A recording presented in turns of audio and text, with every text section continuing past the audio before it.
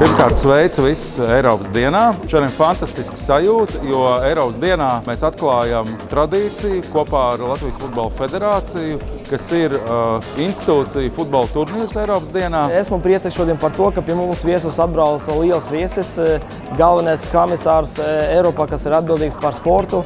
Un mums bija ļoti konstruktīva un profesionāla diskusija, kur piedalījās arī Izglītības zinātnes ministrijas pārstāvji, atlidoja arī pārstāvjis no UEFA.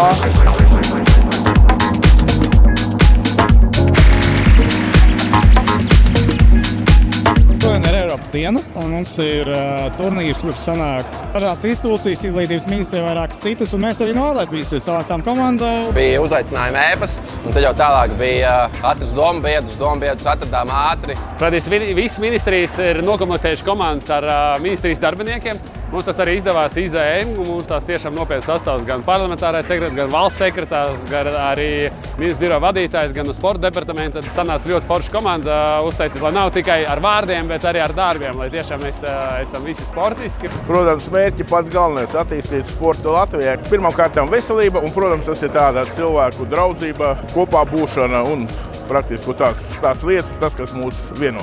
Ikdienā mēs strādājam pie dažādas politika veidošanas, likuma projektiem, normatīviem aktiem un tā. Un mums nesanāk ikdienā tā satikties.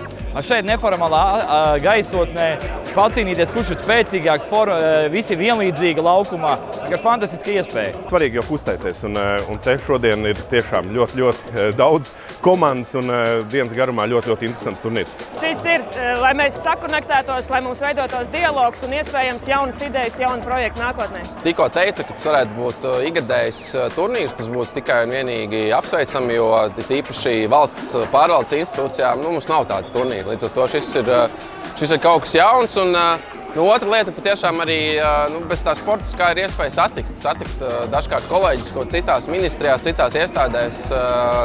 Es pirms tam redzējis, tā kā tiešām pasākums ar ļoti lielu pluszīmi. Came here 2 years ago as assistant coach, so has the chance to participate in an event like this is fantastic as usual. I'm a foreigner in this country, so has the chance and the possibilities. It's a privilege always, you know, it's a part of life, so I enjoy very much.